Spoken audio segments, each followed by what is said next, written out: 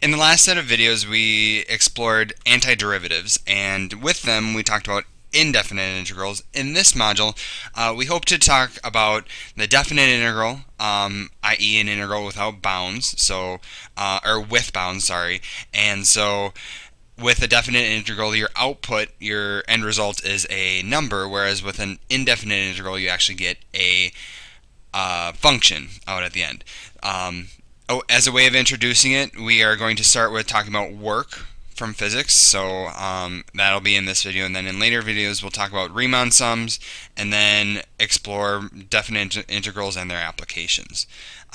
So let's go ahead and get started with work. From physics, work done on an object. There's work done on an object and work done by an object. They're different things. Work done on an object is described as the force done on the object times the distance the object moves in the direction of the force. So mathematically, if the force is constant, it's actually relatively easy to compute the work. It's just you take the force, multiply by the distance, and you're done. So force times distance gives you work. Just as a side note, work. So force is in the SI units are in newtons, distance is in meters. So we say work is in Newton meters, which is in SI units. You can call it Newton meters, or you can just call it joules, and it's written as that, and then the abbreviation is just J for the units. Alright, so now if the force is variable, and that's really what we're going to focus on in this video, is a variable force. So you can think of pushing a box up a hill that might have a leak in it, or if you could even push a box across a flat level surface, smooth surface. We're going to assume a smooth surface where the box is losing mass or its contents over time. So if you're pushing like a bucket across the floor, the bucket might have a hole in it or something. So the force required to move the object is either increasing or decreasing with time or distance. And so in this case, we actually have to do a bunch of sums. So we have to take first the first distance, however far that is. We have to multiply by the force that is over that distance, and then from that point to the second point there's another distance that is covered.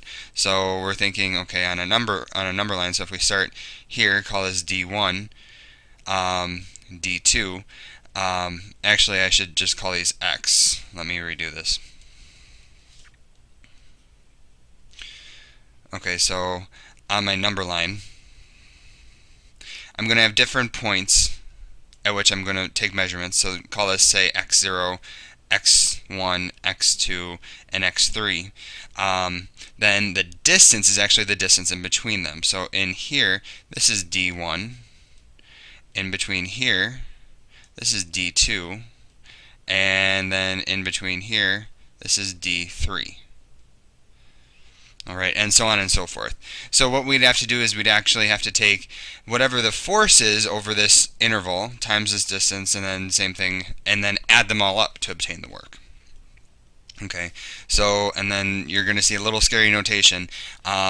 This sigma, the Greek letter sigma, we use it to represent a sum. So this just means you sum starting when I is 1, i.e. this term, and then you add when I is 2. And it runs all the way up until you get to the nth term. Okay, so just a short way of writing all this. Let's explore a problem with this idea of work. So we have an object moving on a straight line under variable force. Position is given by this function, force is given by this function at a point x, or at a distance x. Okay, and we're going from 0 to 3. So let's go ahead, and I have a number line down here. Let's start at 0, and we're going to go to 3. And this is just a basic quadratic function. So I'm going to start maybe here and just go something like this. And this is just a sketch, just so we can kind of see what's going on here. And I'm going to label a few other points in here. Let's see, 1 and 2 are nice. So I'll label those. Now remember, what I want to do is I want to choose, well, here I'm not given how many intervals I need, or how many estimation values or points I'm going to use. So what I'm going to do is I'm going to pick it myself. To me, right now, for the purposes of this video, I am just going to choose to go by every half. So let's say I go 0.5, 1.5, and 2.5. Okay, so now if this is my force curve, this is my force, okay, I need to know the work. And we said the force was, or the work was the force times the distance. So in essence, it would be my y value times my x value, how far I go. So really what I'm saying is I'm going to compute the area of rectangles. Okay, so again, this would be the force at 0. And I'm going to just say, okay, I'm going to think of it as the force being constant over that interval. Right now, we can obviously see that it isn't, and that is fine, but again, we're just going to provide an estimation. Later on, when we are able to determine definite integrals, we'll see that we can actually find the exact value underneath this curve. So again, over this interval, I'm just going to say, okay, well, I'm going to do f of 0.5. That's going to be my height, and then the width is just going to be 0.5. Okay, and you notice I'm missing a little bit at the top of these rectangles, and that's fine. So I'm just going to continue this way, over, and then over. Okay, and I'm just going to make a couple more rectangles just so I have my interval covered from 0 to 3. Okay, so if I determine the area of these rectangles and add them up, that's essentially, okay, giving my work, because again, just to reiterate, my work is force times distance, and if this is my force curve, my y value is my force, and the change in my x is my distance. Okay, so let's go ahead and continue this process. So what I want to do is I'm just going to make a table here just so I have data readily accessible. So I'm taking measurements at 0, 0.5, 1, 1.5, 2, and 2.5.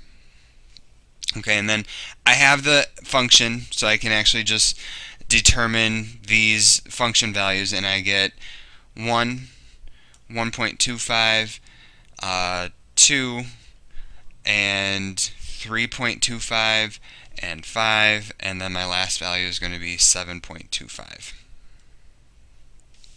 Alright, so great. Now, so I have my force values. Now I need to multiply by whatever the distance is.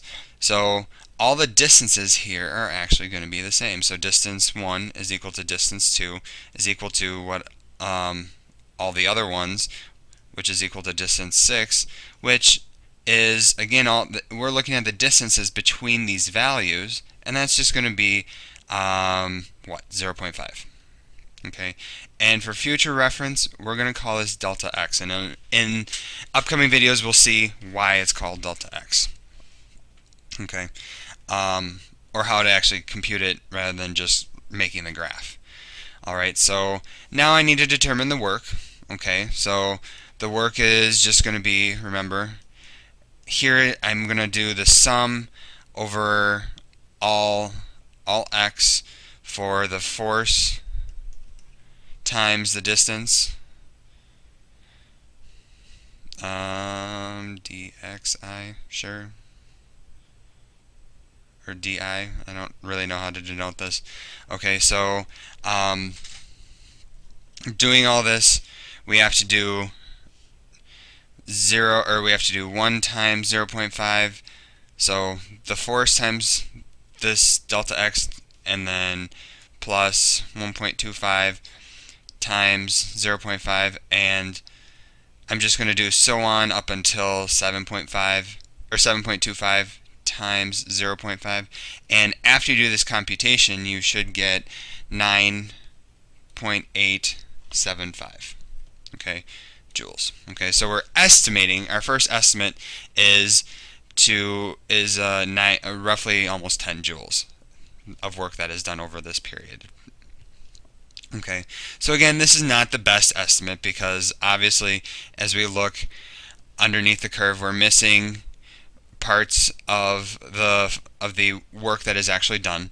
But again, remember back from Module 1C when we were discussing Euler's method, to get a better estimate, we should increase the number of intervals, or consequently decrease our step size.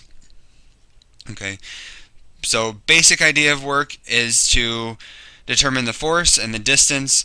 Again, the distance is the distance between the actual positions, and then multiply that times the corresponding force for that interval. Okay, so in the next video we'll talk about what this actually is. This is actually called a Riemann sum, and explore that further.